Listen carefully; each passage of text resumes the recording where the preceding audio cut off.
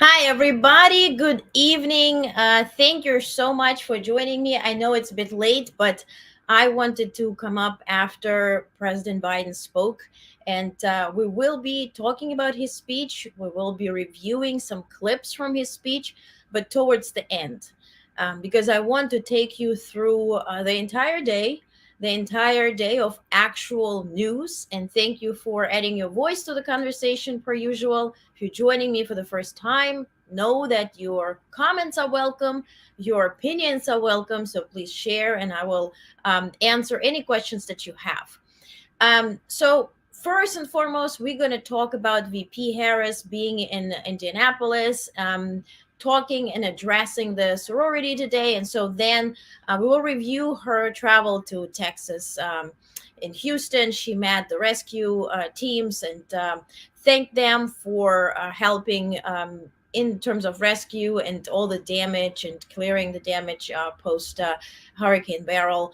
But first, she was in Indianapolis, where she addressed her sisters. She spoke about the election. Of course, she spoke about Project 2025. So we're going to start reviewing those clips first. Then more actual news, more endorsements for now Harris campaign. Then we're going to also review some feedback from the MAGA community. We're going to talk a bit more about the owner of the platform X. We will then discuss the address of Israeli PM Netanyahu that he addressed the both chambers of Congress today. And so we will also evaluate what was the point of it and what could be the potential consequence of the exact rhetoric and everything he mentioned. We're going to review a clip, not many, one, because I want you to, if you missed that, to see how the atmosphere was, what did he say, and especially in one instance, it's very crucial to pay attention to it. Then today I also joined the National Security Council meeting and discussing the Israel and also previewing what the meeting would be like between President Biden and Israeli PM Netanyahu tomorrow, and also how Netanyahu's meeting with the VP Harris would look like. So we're going to talk about that too. And review a bit of some clips of the Trump rally in North Carolina today, some weird news about J.D. Vance, and so on and so forth. So are we ready? Okay. First, VP Harris was in Indianapolis, as I mentioned. She first started by pretty much pointing or just letting the audience picture what is at stake, that we're talking about two different versions of America. So let's review clip one. In this moment, here we go. In this moment, I believe we face a choice between two different visions for our nation. One focused on the future, the other focused on the past. And with your support, I am fighting for our nation's future. And let us be clear about what that future looks like. I know the leaders in this room. And so then she talked about Project 2025 and mentioned even the idea behind it and how ridiculous that is. So let's review. So I say, as we work to build a brighter future and to move our nation forward, we must also recognize there are those who are trying to take us backward. You may have seen their agenda. Part of it is called Project 2025. Now, can you believe they put that in writing? 900 pages of it. Project 2025, a plan to return America to a dark past. They intend to cut Medicare, to repeal our $35 cap on insulin, to eliminate the Department of Education. And so then she started talking about her plan. And by the way, her head of the campaign today lay out her plan for the first 100 days. And they put abortion and also reproductive rights for women at the forefront. Also talking about Supreme Court, also talking about overruling their rules and their elimination of Roe v. Wade. So I will highlight it in an article because I want you to read out all the plans for the first 100 days. So this will be the topic for tomorrow. But today it was highlighted all over media. I hope you tell me, because I don't watch all kind of television. I report on news. So, but it should have been highlighted. At least you will get to read everything from A to Z, how everything is highlighted in her not complain, campaign. Okay. Big day with a lot of things to process. So now she is sharing here what her version of the future would look like. Ours is a fight for the future. And ours is a fight for freedom. Across our nation, we are witnessing a full-on assault on hard-fought, hard-won freedoms and rights. The freedom to vote, the freedom to be safe from gun violence, the freedom to live without fear of bigotry and hate, the freedom to love who you love openly and with pride, the freedom to learn and acknowledge our true and full history, and the freedom of a woman to make decisions about her own body and not have her government telling her what to do. And I mean, if we talk about reproductive rights, if we talk about abortion and the different or the choices between a woman prosecutor who will fight for it and the guys, white old man fighting to take it away, I'm not sure how it can be clear. How cannot this decision be a no-brainer? But again, we are where we are. And so then she talked about the Supreme Court.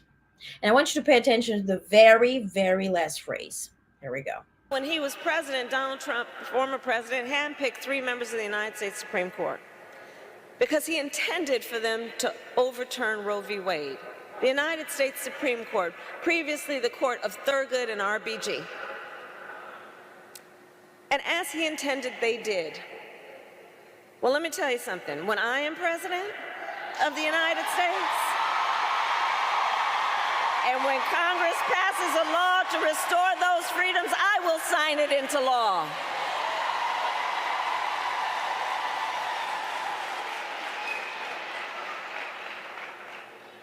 We are not playing around. No, we're not. Of course, it's not going to be that easy.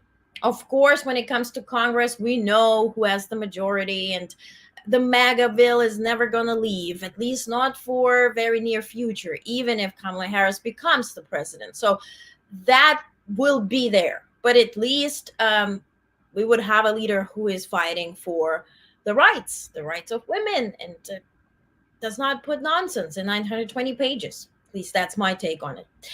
And so today, also this morning, it was announced that March for Our Lives made first ever political endorsement, and they announced their support for Vice President Kamala Harris for president. If you don't know, March for Our Lives is a youth-led advocacy organization committed to ending gun violence. In her first campaign address on Monday afternoon, Vice President Harris reiterated her commitment to passing universal background checks, red flag laws, and an assault weapons ban, which has been the motivating factor for March for Our Lives to endorse her. And so for the first time ever, they decided that they will step into politics and they will be endorsing a candidate. And so many asked why they didn't endorse President Biden or Obama, but they decided now, and I guess that matters. Okay. But of course, if we talk about Congress, they started off obviously targeting Vice President Harris. And of course, they will be targeting her for what? For giggles, for not having children, for maybe dancing too well. And I'll show you a video of her dancing at the very end, too. It's pretty cool. But Lindsey Graham targeted weirdly Kamala Harris for her policies and for her being too liberal. Think about reproductive rights, think about assault weapon ban, and think about what Lindsey Graham has to tell you here. Now, this is what you need to understand. I wish everybody in America could watch her show. She's the most liberal senator I've known since I've been in the Senate. She's the most liberal person in the history of America to ever receive a party's nomination for President of the United States. She signed up for the Green New Deal, Medicare for All. There's no liberal horse that she won't ride. Medicare for all, bad? The Green Deal, bad? What are you talking about? You signed up for Project 2025. You signed up to eliminate Department of Education, Department of Health, even as much as FDA. Like, you signed up for such nonsense that will literally overturn the Constitution, that will allow the president to decide if that is a good time to leave and not or not to face any election and just stay in power because the president can decide, and then connected together with the given immunity, we would have Trump literally for ages, as long as he shall live, and maybe then the Baron comes or whatnot. Maybe we literally will turn into a kingdom. So that's what you signed up for. And this is just, I want you to see the irony. Targeting this administration, specifically Kamala Harris, for the weirdly bad about her not willing to succumb to pressure and labeling it as being too liberal. Meanwhile, you listing the policies that are actually beneficial for this country. Yikes. Speaking of Congress, Elon Musk was there too. Take a look. Mr. Musk, are you still going to donate to Trump? Do you still donate $45 million? I'm sorry? At no point did I say that I was donating $45 million a month to Trump. That was a fiction made up by the Wall Street Journal. And Elon, the owner of Platform X, can bash the media as much as he wants to, because that has been the narrative from the beginning. That has been the narrative also against social media platforms. So he bought one and turned it into Megaville. I'm not sure how about you, but I see all these advertisements, all those posts really somehow populating my timeline with no escape. Even if I tap not interested or whatever, that is the case. I even see that if I follow somebody, then turns out I haven't followed. If I like something, then I take a look at it again and the like didn't count. Or also when I block somebody, and then I see their post, and then I realize, well, it's not blocked again or anymore, and I have to do it again and then prove again. So let's not blame the media, but let's stick to the facts, shall we? If we take the Platform X, for example, this is what Musk has been posting. The choice is clear. And then he's listing his best buds from the Silicon Valley, right? Bill Ackman, Doug Leone, and also this is posted, he's sharing a post from David Sachs, who spoke at the RNC, openly endorsing Trump. So that is the pack that he created. So did you dangle this $45 million as a carrot on a stick in front of Trump, trying to sell him JD Vance, whom he bought? And now you see that the outcome is not what you wanted just because Kamala Harris just put you in the corner. And now you're withdrawing your investment, blaming the media? Let's review again. Look at this stupidity. So Biden headquarters have been obviously renamed to Harris headquarters. And so since the username changed, but they wanted obviously to keep all the followers and subscribers, Biden HQ does not exist anymore. Of course, if you tap on it, if you search for it, it will say something went wrong, try again, because it's been renamed to Harris headquarters, Harris HQ. And it was prohibited to be followed in the first, I think, 24 hours because of the username change, which is a thing for X. If you change anything and you verify it, you have to wait a certain period of time to get back, right? So he screenshots this nonsense and says, sure did. Something went wrong. Well, sure did. Haha. Now, this is a pinned post on his account. Still, about 3 weeks ago, the media told you that Biden was sharp as a tack. 2 days ago, the poor guy was basically forced at gunpoint to resign as Democratic nominee. His staff weren't even informed. Now they say Kamala is the best thing ever. Haha. How is that not endorsing MAGA? It's worse than endorsing. It's participating. It's participating in the MAGAville. And yesterday I shared with you a clip, and today I shared it in an article, so you can take a look and share again with the same screenshots and the proof, because we always need to fact check the nonsense. This a bit of a part of an interview that he had was Jordan Pearson yesterday, where he said he's not advocating for MAGA, Make America Great Again, because America is already great. He wants to do Make America Greater. And somehow he's not subscribing to a movement for somebody who is seen as an icon. You are literally a poster boy for such movements, honey. Okay. Like, tell me people buy cars, Tesla cars, because they're good. Have you ever seen the Tesla convention or Tesla like annual meeting? That is that type of movement with an icon. His denial of monthly funding was a reveal of his Trump-focused pack. Exactly. But now it doesn't prove to be worth it.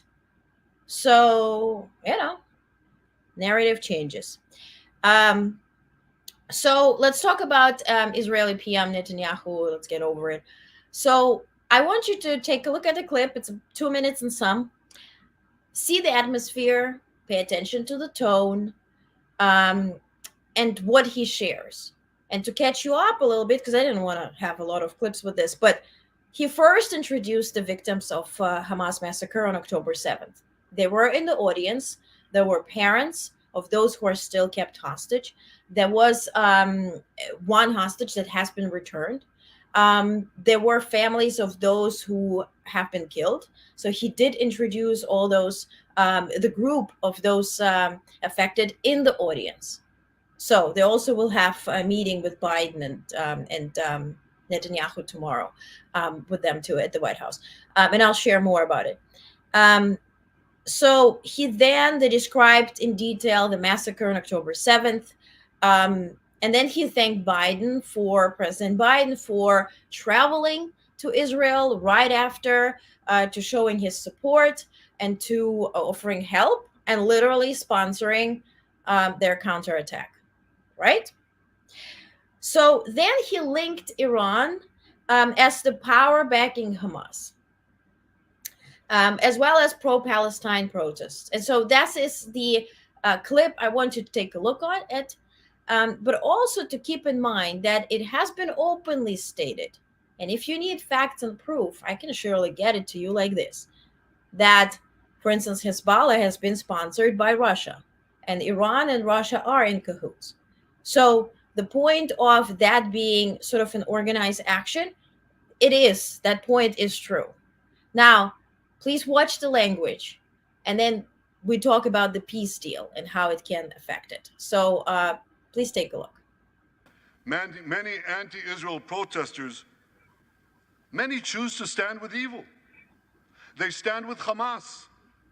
They stand with rapists and murderers. They stand with people who came into the kibbutzim, into a home. The parents hid the children, the 2 babies, in the attic, in a secret attic. They murdered the families, the parents. They found the secret latch to the hidden attic, and then they murder the babies. These protesters stand with them. They should be ashamed of themselves.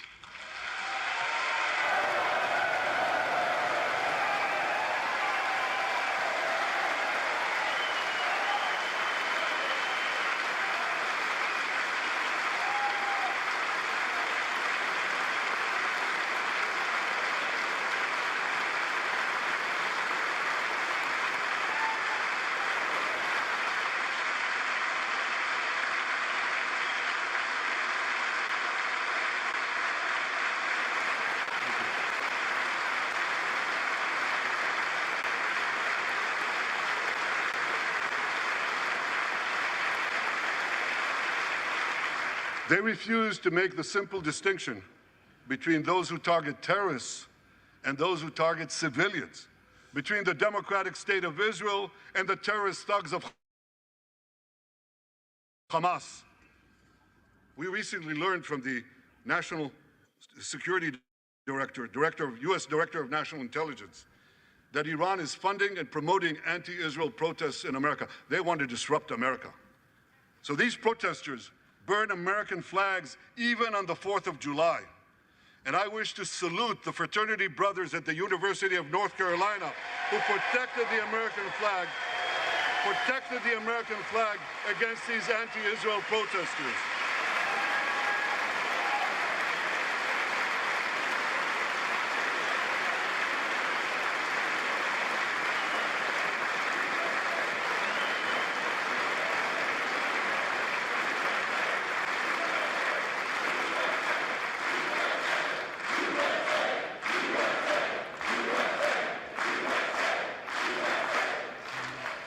For all we know, Iran is funding the anti-Israel protests that are going on right now outside this building. Not that many, but they're there, and throughout the city. Well, I have a message for these protesters. When the tyrants of Tehran, who hang gays from cranes and murder women for not covering their hair, are praising, promoting, and funding you, you have officially become Iran's useful idiots. So, a few facts. If we talk about Palestine, and it's a very complex issue, so it's not, for kicks and giggles to talk about it. But in 2016, in Palestine, there was an election, and Hamas has been elected into power. Since then, they eliminated the constitution, and they decided to stay in power. What does happen in Gaza, and there's a lot of proof for that. For instance, the aid is coming from America, from other countries. There's enough aid coming into Gaza. The problem is what happens to that aid within Gaza, because it's being stolen by Hamas. It's not being given to the civilians, which is a fact. And I can show you the proof for it if you want to. So Hamas does use Palestinians as human shields. Now, because several people work for Hamas who also have families who are Palestinians and the civilians, they tend to protect them. So hence it is really quite impossible to have an attack and not have casualties, because humans are protecting the Hamas that is hiding in the labyrinths and in basements and so on and so forth, right? So we have to see that as a fact. Now, if we talk about protesters, and I talked about it many times, screaming, disrupting any happenings, it's not going to bring anything further forward, right? Or benefit the civilians in Palestine. If you wanted to stop the nonsense, you should be calling for Hamas to lay down arms and be done with this, right? Now, if we talk about the two-state solution, in my opinion, against my opinion, that should be the outcome. And this is what President Biden has advocated for, which is a peace deal. It has 4 parts to it. And today I joined the NSC, National Security Council, to talk about the talk that will be tomorrow between PM Netanyahu and President Biden, what they will be discussing, and also how this speech today may affect the peace talk. Because to paint the picture, there are currently, and that's what I've been told today, they're currently discussing the first stage. The first stage includes returning over 30 hostages and the remains of those who have been killed. There were 39 Americans killed on October 7th.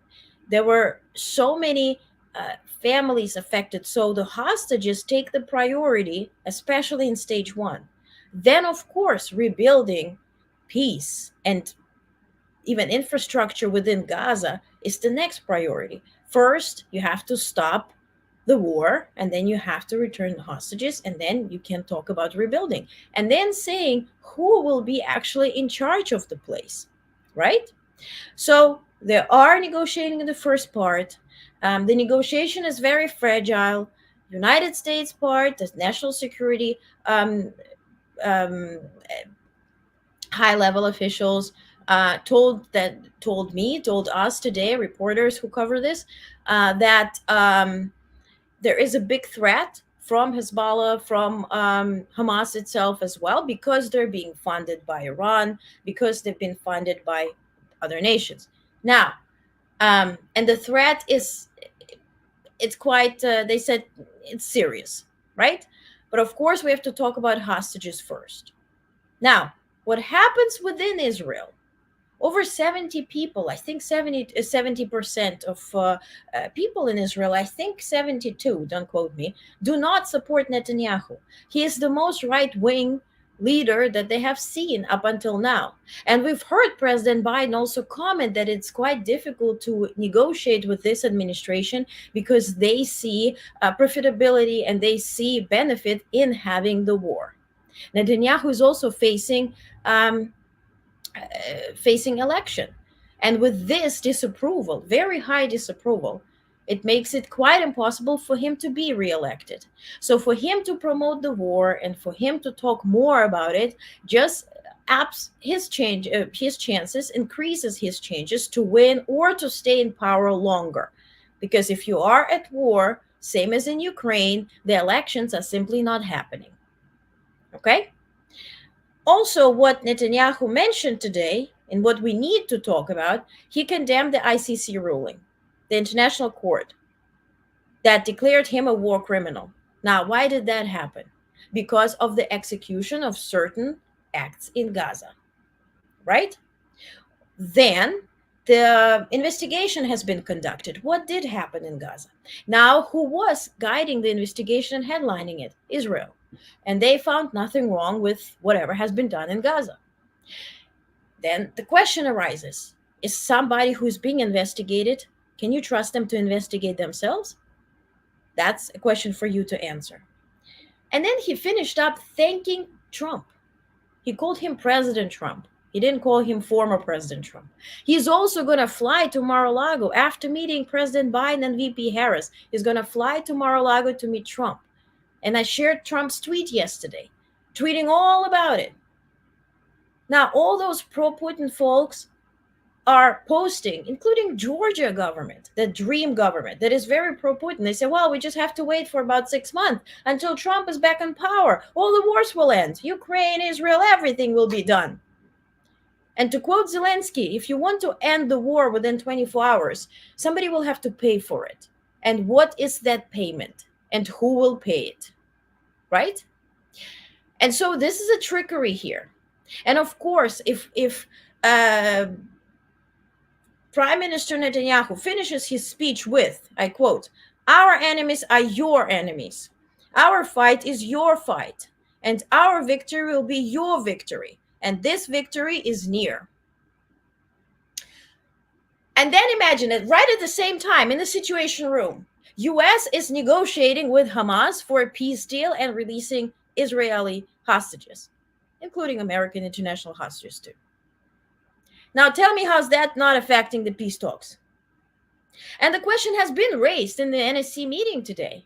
And they say, well, we haven't watched the speech. We're just focusing on what we're doing and our duty, but this is literally what we're focusing on, and this is very serious. Now, I want to take a look at my notes from that meeting. They shared tomorrow, Netanyahu is meeting with Biden around 1 p.m. After that, they will be meeting with a group of families of the victims who are deceased and those and whose family members are held hostage. For Biden, it is the second meeting with the families and the group of those families.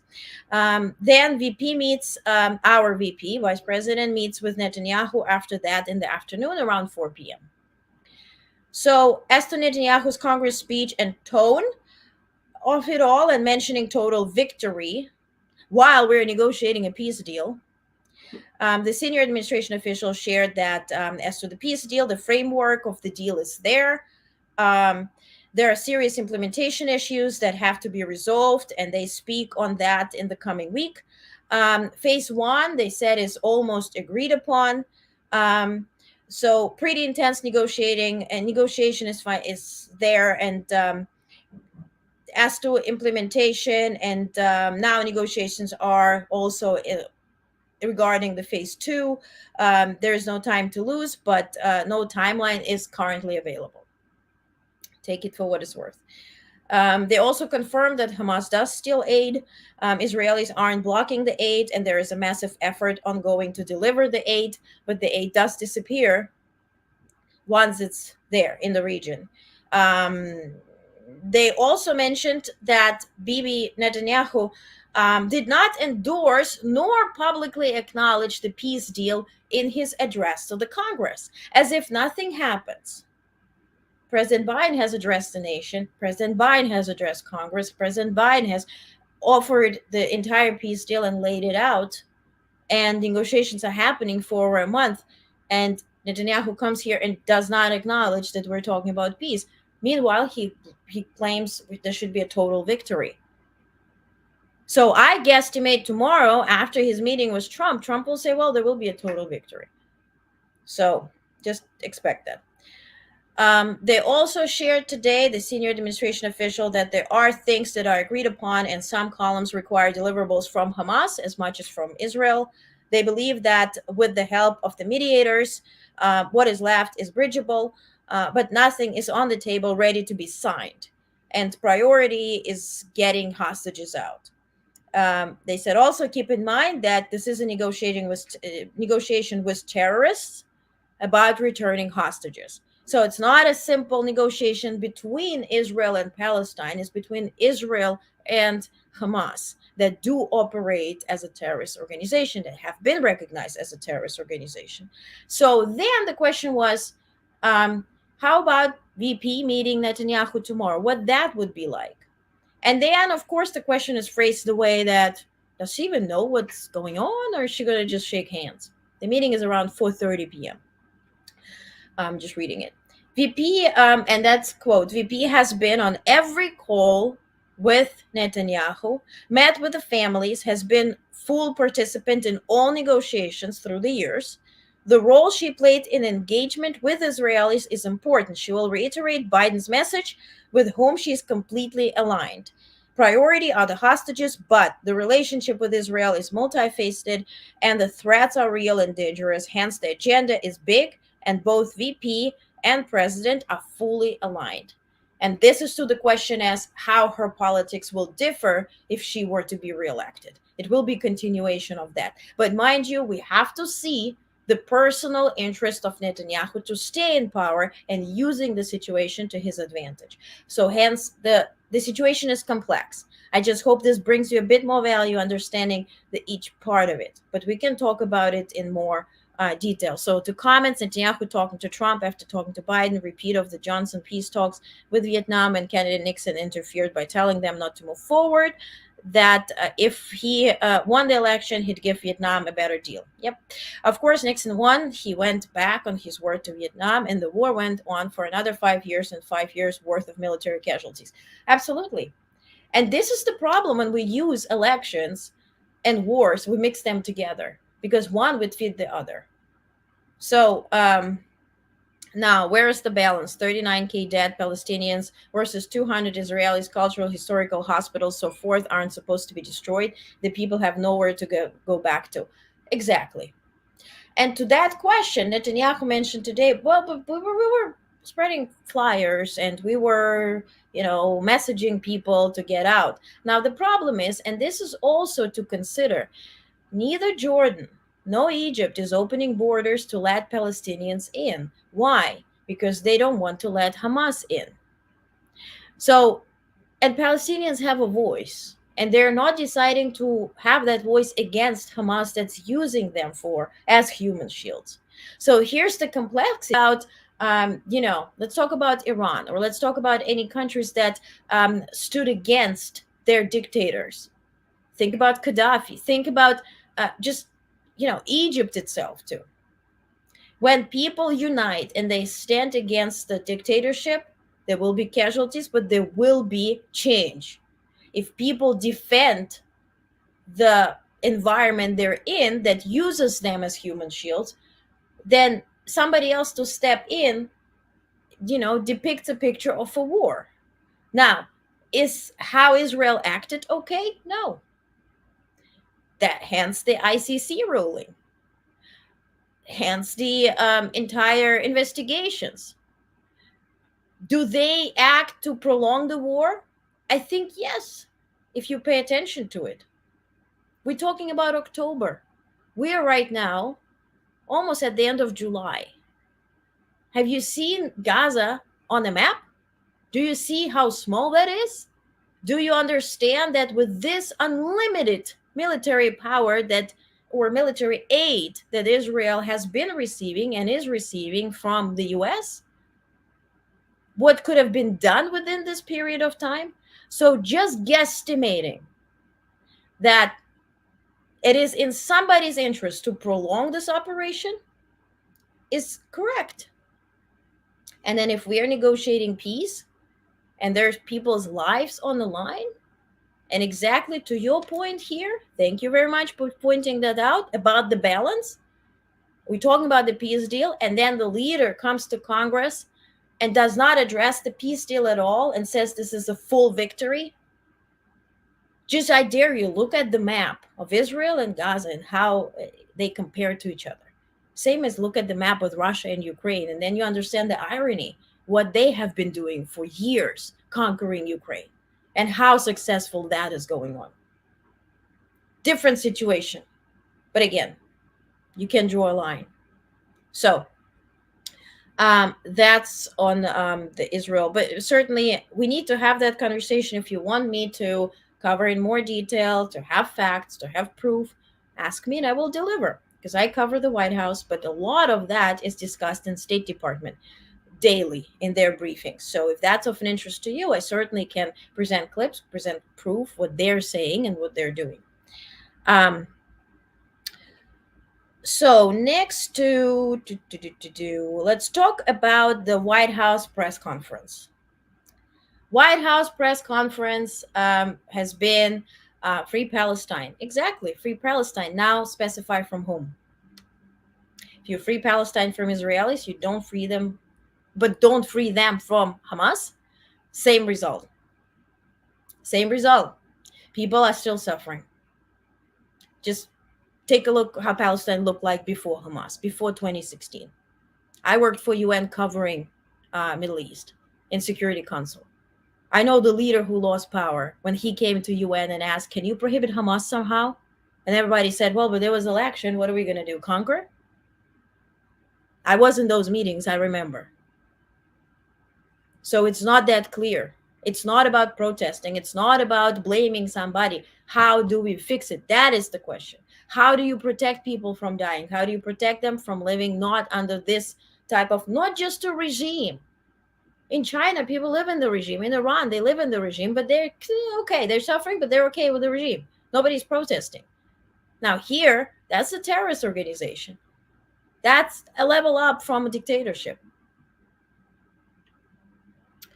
Great point. There's a huge difference between the militaries. One has Stinger missiles and the other has a full regiment at their disposal. It's not really a war. And that is my point. And that is my point. Think about all those 5 systems, or as we refer to it as Iron Dome, over Israel. And think about what air defense, or the lack of it, is in Ukraine. And think about how Ukraine is defending and advancing, and think about the timeline for Israel and how they have been acting. And mind you, we're in July, and that started in October. And then remember that attack that Israel faced, where everybody, the full NATO ally, NATO group started defending Israel overnight? Just remember how that looked like. Never happened for Ukraine, will never happen for Ukraine. Neither Israel is part of NATO. So, to that end. Okay, let's talk about the White House. Ooh, too early. Let's talk about the White House briefing. I cover the White House. I see it as a privilege to be in the briefings in person, or right now I'm away virtually. I know my privilege. I'm also European, maybe that's plays a factor. I respect authorities and I will question them, but I will do so in a respectful way. There's always time and there's always place. And certainly if something sounds like propaganda, I'll be the first to tell you that this BS is a damn propaganda.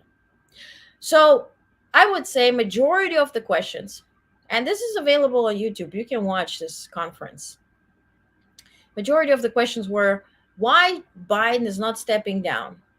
Since he's not looking for re-election, so he is not able to serve 4 more years, why is he able to serve 4 more months? Well, first of all, this is not 4 more months, by the way. 7, 6, 7, 6. About 6, right? First of all, he won a term, and the term ends on January 20th. That is a fact. People voted for him. He's a great president. Now that he decided not to run for re-election, okay, late in the game, but whatever. First of all, it was stated it's not health related, and it has been reiterated by Karine Jean-Pierre, the press secretary of the White House. We saw the statements, we saw everything with our own eyes. Why is it enough for me and not enough for somebody else to understand that it's not health related? And also, I see your comments, guys, on X. I wish he would have stated today in this press, whatever the statement today that President delivered that we're going to look at in a second, why he didn't say that it wasn't health related. Why should he? If it's not health related, we see the statements, we hear him speak, we hear everybody confirm. Why does he have to use his monumental, historic address to talk about this propaganda nonsense when this address will be studied in history books? It will be looked upon as the big moment when somebody chose nation, country above his own ego and his own legacy,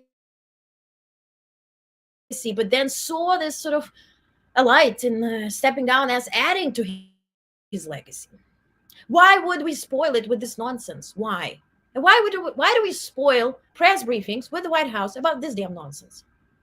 Why we don't ask how President Biden will benefit the nation the next time, as long as he serves this term, or as he serves this term.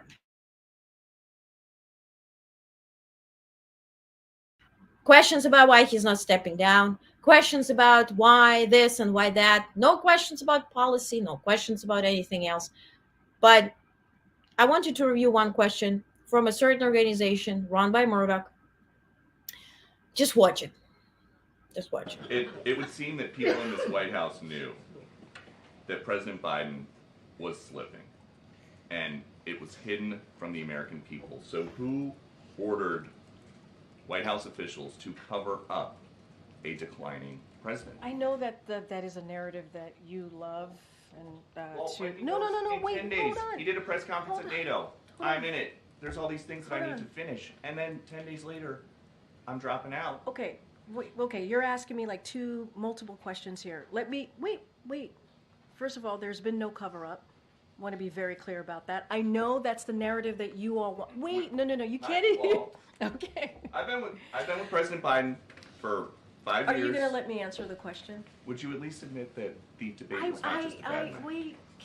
Can I answer the question? Yes. All right. Are you sure? Yes. Okay. To your first question, it is not a cover-up.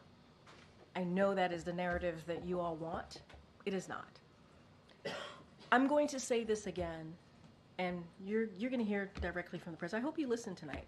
I think it's going to be incredibly powerful and important. The Oval Office, presidents, as you know, when they make speeches from the Oval Office, it's because there are important moments that they want to directly make sure that the American people hear from them, and it's obviously going to be done in prime time. I would listen to the president. And then what I will say is that it is not easy making a decision that the president made on Sunday. It is just not. It is not. And as you all reported, it is historic. It is unusual. This is not the norm. And making a decision like that for someone who has been in public service for 54 years, U.S. Senator for 36, President to Vice President to President Obama for 8, and now a first term as president himself. These are not easy decisions to make. They're just not. And so the fact that he was able to make that decision in a selfless way, that's admirable. And to your comment, yeah, and thank you for commenting. Um, President Biden said that he intends to serve out the term. Thank you for saying that, what you said. American reporters or alleged journalists need to study civics to better understand the process of governing. Joe Biden is still the president of America. It is offensive that U.S. reporters are incredibly stupid just for clicks. Yes, to your point. Imagine that's just a regular office. It's not a presidential office. You have an 81-year-old CEO. He's doing well. Um, the board will be voting, blah, blah, blah. And then he says, well, I don't want to put my candidacy to the vote. I'll serve until the vote, and then, I'll let the younger generation step in. And then imagine at the company, people would be saying, well, but why are you not leaving now? You're old. Why is it not health related? Are you dying? Let's spread some rumors that you died over the weekend. HR will be up their butt in no time. It would end with such a big lawsuit that these fellas would be coughing up their grandchildren would be coughing up the dimes to pay off. Let's just put that as an example. This is an elected official. Yes, he's 81. You didn't know that? And therefore, I have a problem. That's what I mentioned yesterday. That if you're looking for facts, you find opinions. That is the biggest problem that we're facing with media in the United States. I don't know what it is in Germany, France, England, Russia. Russia is a whole lie, but it's all state media. Now, I don't know, France, UK, whatever. I don't know what the situation is there. Maybe it's same, maybe it's different. I don't know. We're here. I'm covering the White House. I have a problem if the public is looking for facts and finding opinion of an opinion. And what I described yesterday, and that's why I brought up the picture of me flying Delta and learning on the Delta flight that Delta is allegedly not even flying. Where MSNBC Morning Joe was quoting a headline from Wall Street Journal. So mind you, I was flying on Tuesday. Wall Street Journal figured that Delta canceled flights on Monday.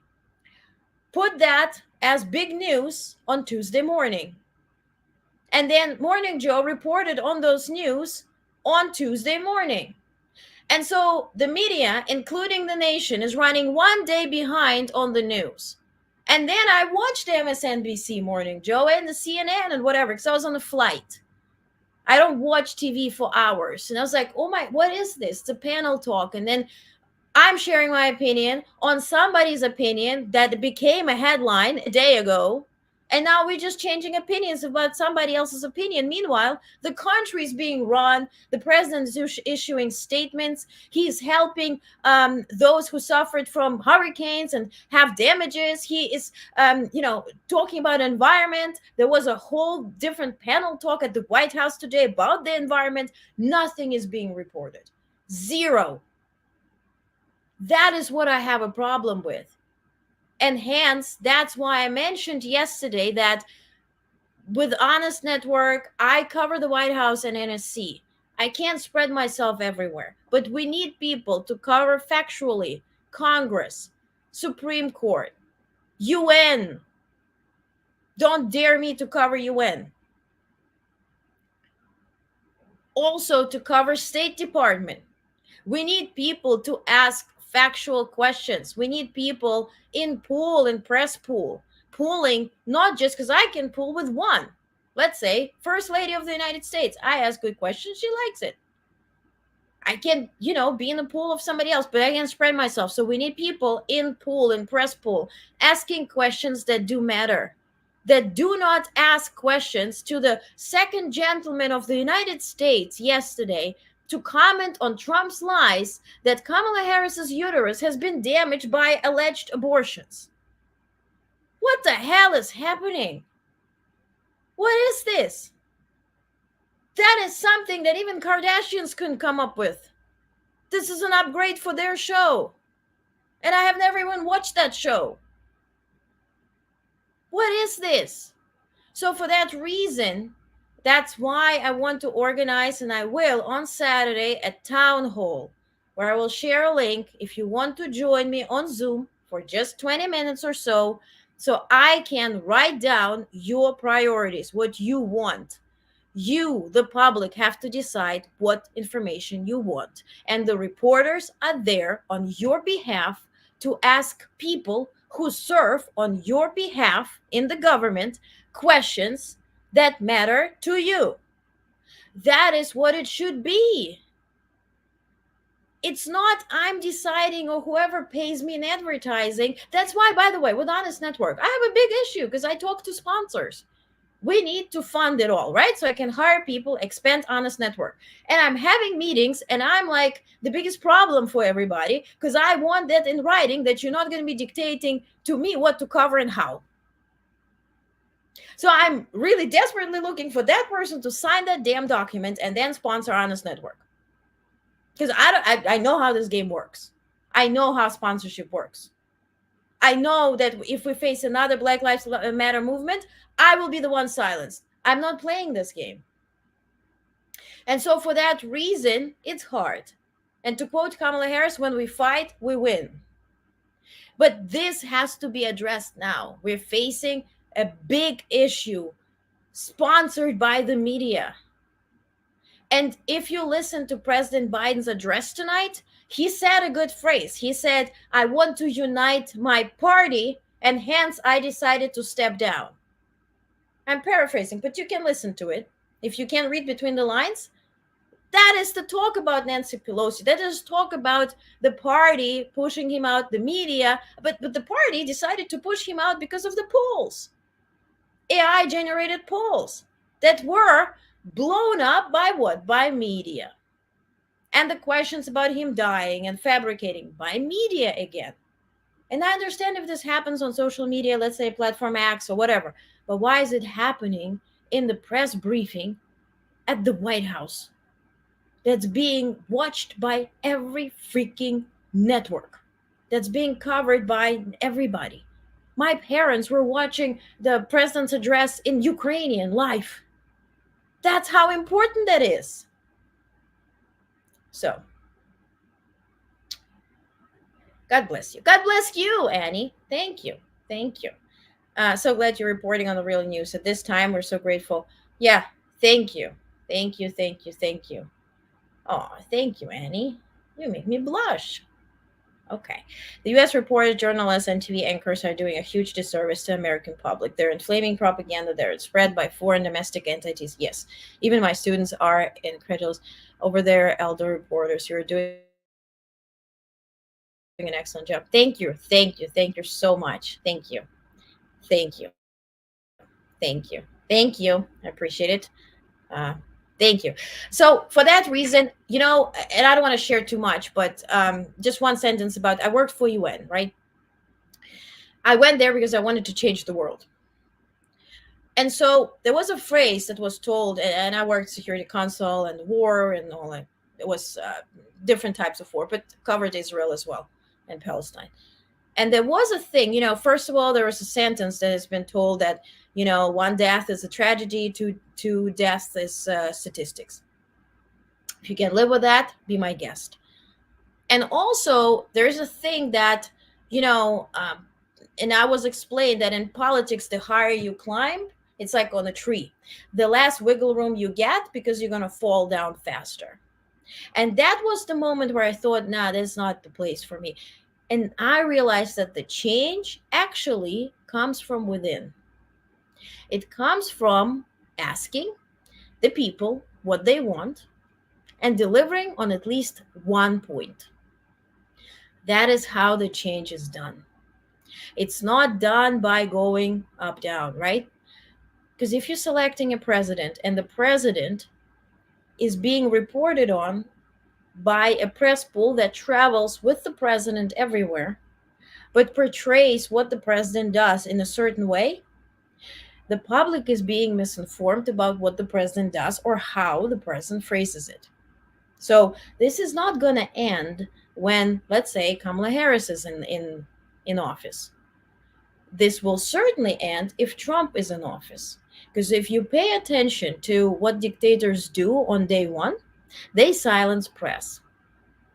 If you were to read Project 2025, it says that there's a target list, right? 350 people and entities. New York Times is on it, CNN is on it. The dictators cannot face any criticism. You silence the press first, and then you have just state media that reports on what you should be thinking about and what you should be dreaming about today. That's how Russia thinks that we here in the US, we can't, drink a glass of water without hating Russia. We sleep hating Russia, we awake hating Russia, and we also envious about Russia's freedoms. If you're interested, I can translate some clips for you. It's shared every day. US is envious. We're so free, and they're under regime, under Biden regime. But because it is only state media and all the narrative is shared across all the channels, people start thinking this is real. I had family members in Moscow who thought that this is real.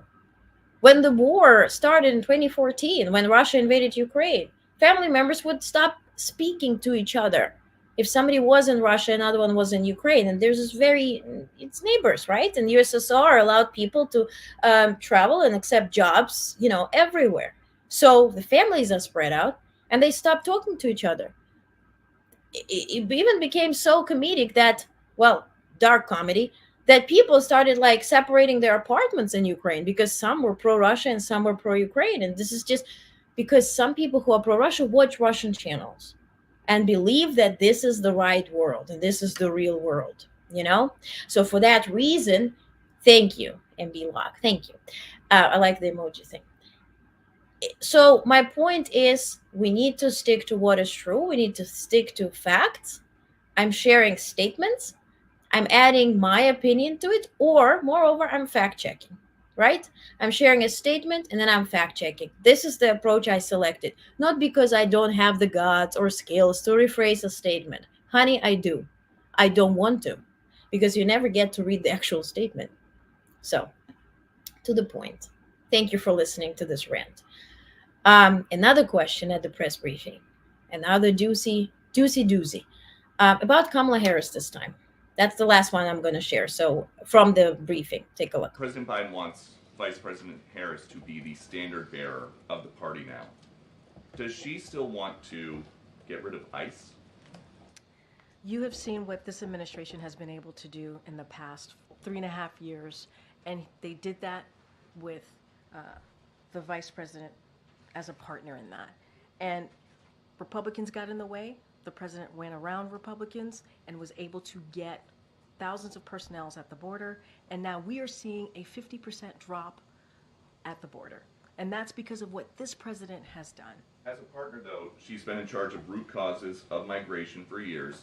She has never spoken to the Border Patrol Chief, Jason Owens, or the Border Patrol Chief before him, Raul Ortiz. What should that tell us about her leadership style? She was supposed to be doing root causes, dealing with diplomacy. Diplomacy. Diplomacy. That's what her job was supposed to be. And thank you for your comment. To your point, yes, dictatorship always starts with the media and then they silence them. About the border. You know what is actually ironic and tragic at the same time? That before I started covering Kamala Harris, our VP, I thought that, well, we don't see her anywhere. Like, what is she doing, right? And then I started covering her and I realized, oh my God, she's doing a lot. And I shared a clip by Secretary Blinken yesterday that she has been in all the meetings. She has traveled over 200 times. She spoke to all the leaders. She has been in all negotiations. And she has been very straightforward, talking to Israelis, talking to everyone. And this, you don't know about it because you're not told about it. Think about it. And so this question about the southern border, we know what the problem was, that the Congress got a call from former President Trump saying, don't vote on this bill that was bipartisan, that was just bipartisan, that was benefiting the border issue, that would fix the border issue, allocate enough funds to fix it, hire more people and judges to prosecute the cases faster. But they said, well, don't vote on it because when Trump is in office, that should be his first achievement. And we know what happened then. And then executive order was passed by President Biden, and now the illegal border crossings are down more than 50%, and are actually lower now than when Trump was in office. And those are facts. Those are not opinions. So, no audio? You don't have an audio? Do you guys hear me? No? Let me know if you couldn't hear me. Um, there was audio was actually very low. This from the White House, the audio was low, the mic was low, so maybe that was the thing. So anyway, Ducey asked a question. Fox News asked the question: how's Kamala Harris going to handle the southern border, because she was that was her job and she didn't do anything. And so then Karine Jean-Pierre, the press secretary, said that she actually, her point was diplomatic, and that's what she focused on. Yes, you can hear it. You can turn up hard. Yeah, that was specifically for that clip, so I don't think we're going to face it. So now, Trump rally.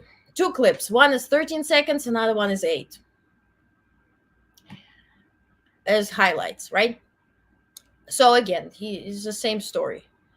Nancy, crazy Nancy, and all that kind of stuff. So I reported on it. I don't see any factual benefit to report on it. But one thing he mentioned about Kamala Harris and the new ads portraying her. Did I freeze? God, Jesus. Did I freeze again? Okay, I'll be right back. Jeez.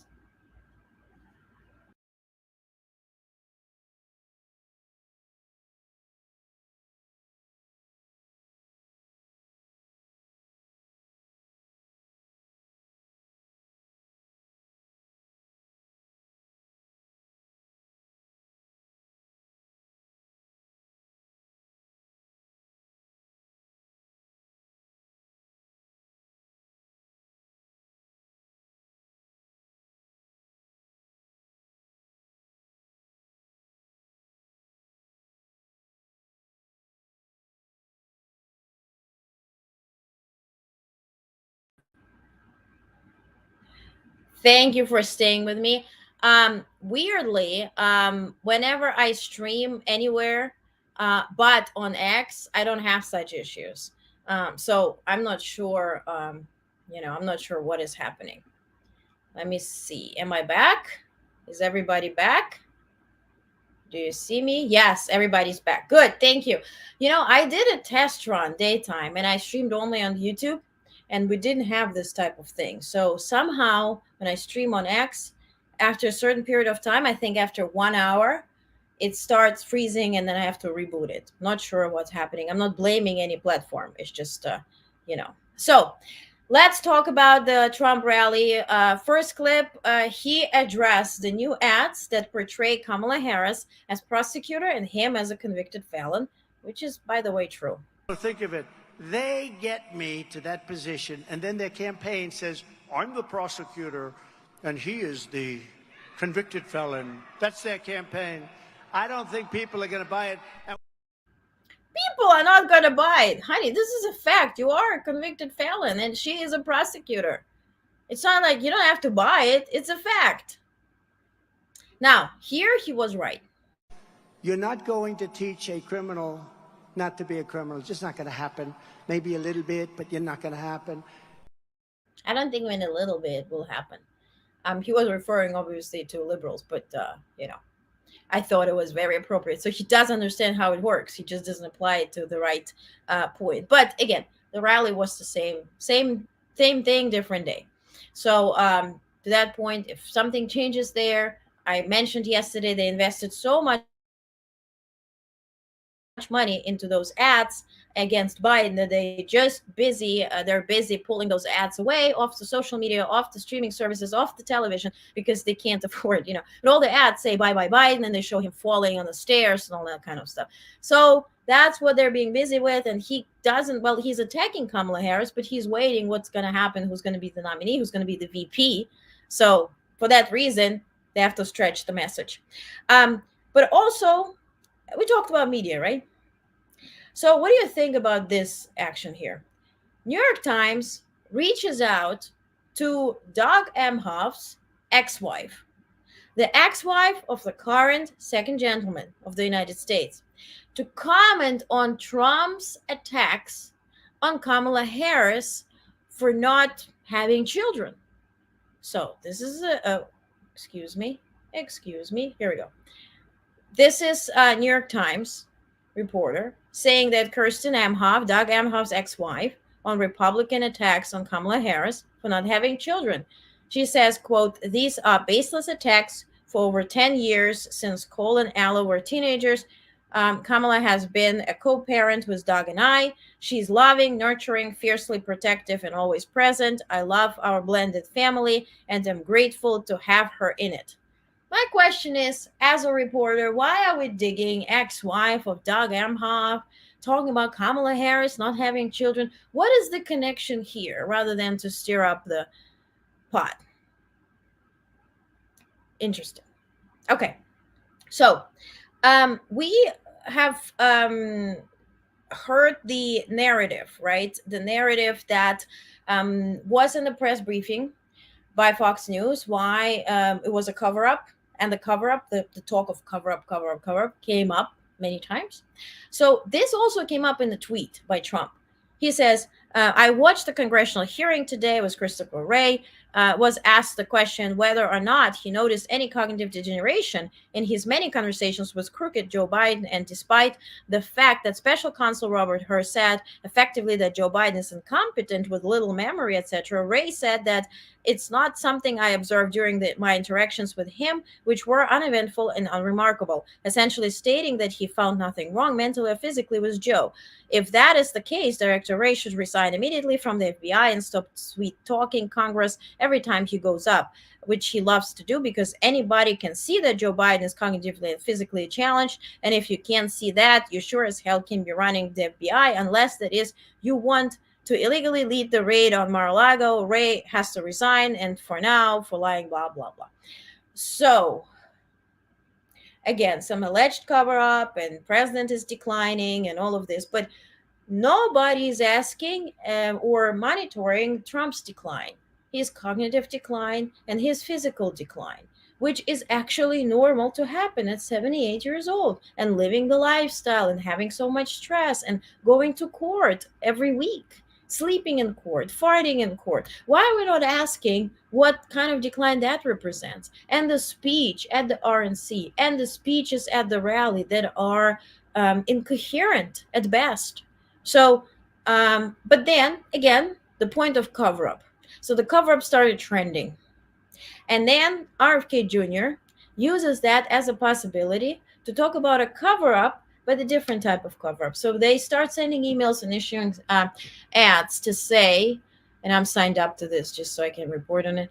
In 2024, mainstream media covered up, and they point out covered up Joe Biden's health crisis.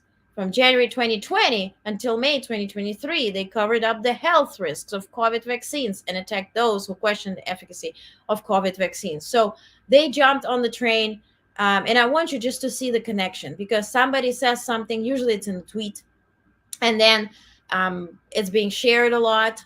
And then it starts trending, and then others jump on the bandwagon and start talking about it in press briefings, in emails, and so on and so forth. And then here in this case, they just bringing up another point of COVID vaccines, which I guess their campaign is running on, and I'm not sure even what ballots they're on. Okay. Then it was, what is this picture for? Let me see. I shared it. Okay. So then some people started reading J.D. Vance's book, where he describes, and how do I phrase it? Having an intercourse with a couch. He says it in his book. And so this ads and memes started populating social media. So if you see anything with J.D. Vance and couches, the memes or whatnot, that's what it is referring to. I have nothing more to share on this. So I want to remind you to stay cautious. Remember last week I mentioned there's a thing called stopmaga.com. They were asking everybody to share their opinion whether Biden should withdraw, really pushing for that. And all the messages were so sort of like abusive multiple times a day. I emailed them. I inquired more information. Obviously, no information came. Today, they started sending out those messages referring to Clooney now supporting Team Harris. And now they're raising money to defeat Trump and Team Harris. So stay vigilant. This is not a government approved um, PAC or organization. It's not endorsed by any candidate. And if you click on the website, it says we're not even certified to raise money. So be vigilant.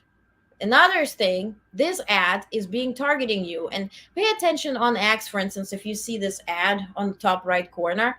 So Heritage Foundation that wrote Project 2025, they are spreading now this rumor through the ads on all over social media about folks being concerned about the election fraud, and they're sort of planting the idea that the new election will be fraudulent and will be a fraud. So just stay, keep your head on a swivel, block those ads so they're not populating your timeline.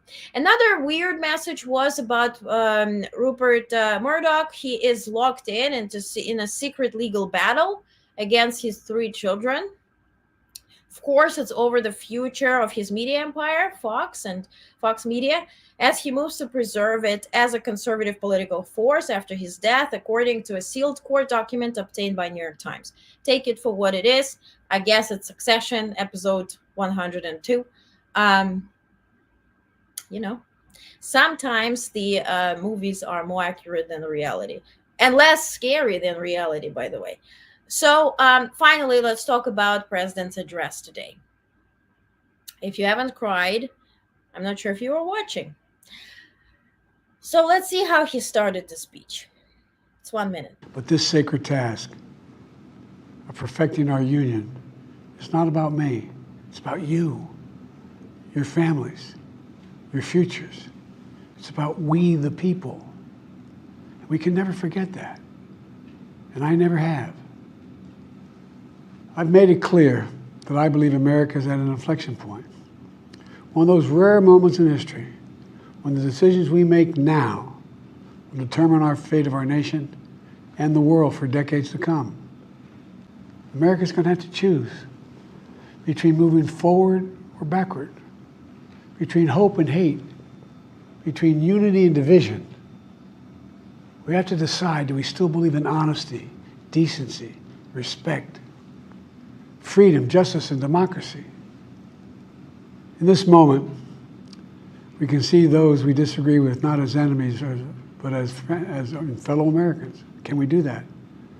Does character in public life still matter? And so he mentioned that I have decided the best way forward is to pass the torch to a new generation. That is the best way to unite our nation. Pass the torch is, that was that movement that made him pass the torch. So kind of sounds funky, but I guess, He said that over the next 6 months, he will be focused on doing his job as president. And that means he will continue to lower costs for hardworking families and grow our economy. He said he will keep defending our personal freedoms and our civil rights, from the right to vote to the right to choose. And then he said that the great thing about America is here. Kings and dictators do not rule. The people do. History is in our hands, is in your hands. The power is in your hands. The idea of America lies in your hands. And this is how he finished the speech. It's about 2 minutes. Let's listen in. When Ben Franklin was asked, as he emerged from the convention going on, whether the founders have given America a monarchy or republic, Franklin's response was a republic, if you can keep it. A republic, if you can keep it. Whether we keep our republic is now in your hands. My fellow Americans, it's been the privilege of my life to serve this nation for over 50 years. Nowhere else on earth could a kid with a stutter, from modest beginnings in Scranton, Pennsylvania, and Claymont, Delaware, one day sit behind the resolute desk in the Oval Office as President of the United States. But here I am. That's what's so special about America. We're a nation of promise and possibilities, of dreamers and doers, of ordinary Americans doing extraordinary things. I've given my heart and my soul to our nation, like so many others. I've been blessed a million times in return with the love and support of the American people. I hope you have some idea how grateful I am to all of you. The great thing about America is here, kings and dictators do not rule, the people do. History is in your hands. The power is in your hands. The idea of America lies in your hands. We just have to keep faith, keep the faith, and remember who we are. We're the United States of America, and there's simply nothing beyond our capacity when we do it together. So let's act together, preserve our democracy. God bless you all, and may God protect our troops. Thank you. And I just got a message that First Lady is leaving to Paris. Obviously, she's headlining delegation to the opening. I hope you're watching. It's going to be at 1:30, I think, Thursday or Friday? She's departing today. It's probably Thursday. I will post more news about VP. I just got it. POTUS too. So stay tuned. You know what? It's a beautiful speech, and it's really touching, and it makes me sad. Why? Because like when you do the right thing, but you don't do it the right way, and it makes you feel a certain way. Like sometimes you have to deliver, many times in life, you have to deliver bad news to somebody, very often. And it's really up to you how you do it. He delivered the news to us in the best way possible. Trust me. We see it. He didn't get into the gossipy part. He didn't get into the hard part. He ended up on the level that will motivate us and give us hope and literally ask us to keep the faith. Now, whether this decision was convincing to him, but in what way? How does this presidency end? On what note? That's what sort of bothers me. He did not deserve to be bombarded with questions about his age and his inability to serve, because he can and he does. It was not with gratitude, it was with criticism.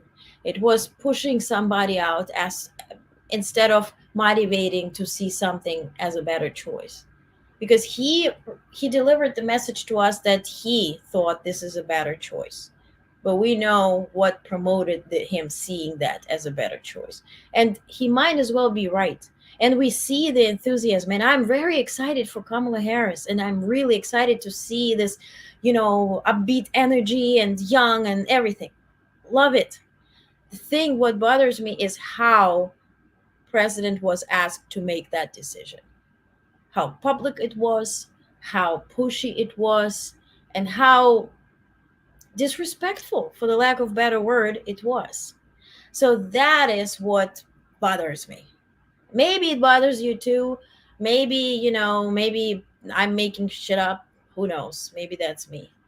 Uh, you know, I see you're chatting with each other. This is cool. So Biden's speech is always stark difference from Trump's. Biden is always talking about the people, Trump about himself. I also wouldn't call Trump's speeches as speeches, it's more stories. To me, my privilege to have him as our president. Absolutely. We do. Yep. Yep. No one in the base cares whether or not Clooney, Colbert, Stephen King, and others who attack President Biden now suddenly support VP Harris. Exactly.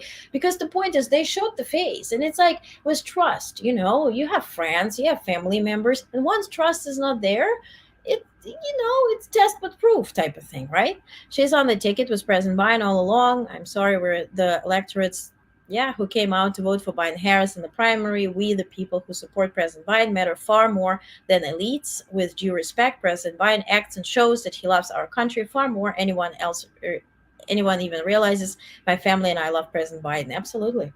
I agree.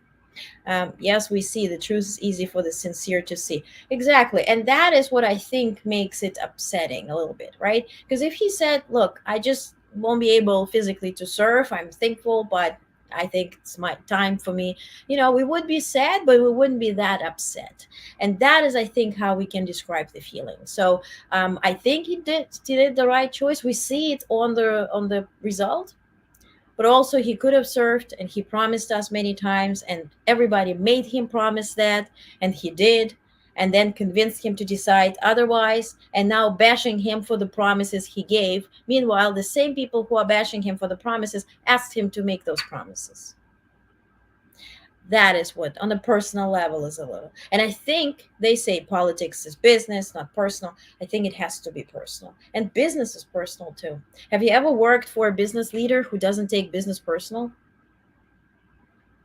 Answers the question to you. Have you ever had a business where you treated it as not personal?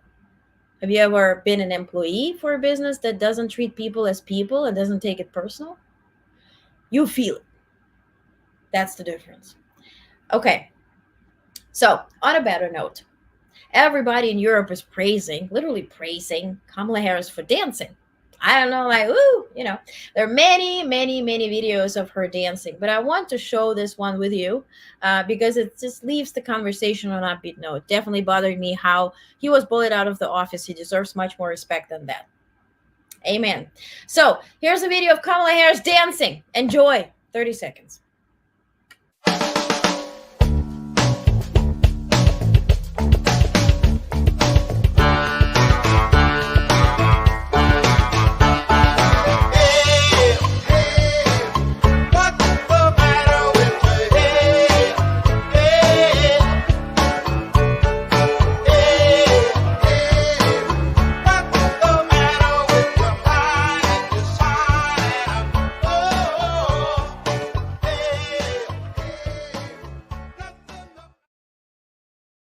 Although I think it has been a different music, because that dance I know. Okay, last comment. Cool. Yes, cool. And love the song. Me too. I've been singing it all along. I chose this clip to show you in the morning, and I've been singing it all day. So for that reason, I wanted to finish on a better note. Tomorrow, tune in again. I think around 8 p.m. is what we're agreed upon meeting. But today, of course, I can't overshadow President. So, and I wanted to cover that. If you are subscribed to the emails, you're getting your email. So please follow honest.substack.com and Honest Network on YouTube. By the way, on YouTube, I restructured today. There's a playlist with all live streams. This one's a whole playlist, so you don't have to search and match if you can't find it on X or anywhere. It's literally the same live stream. It's there. There's this playlist, and there's another one called Quick News. That's where I put all the clips that I share on X, like, for instance, Blinken's interview and things like that. So you can find it there on the playlist. If you follow, you will get the information there as well. And on Substack, I share actual news. So literally a newsletter with all the news that happened today. And I haven't shared even half of it, what happened today. So sign up, you get it in your message, it's free. In your email, it's free. Okay? So thank you. Thank you. Great. Absolutely. All righty. MB Log was just about to say I love, yeah, simple joy. Yeah. Yep. Yep. Yep. Yep. Exactly.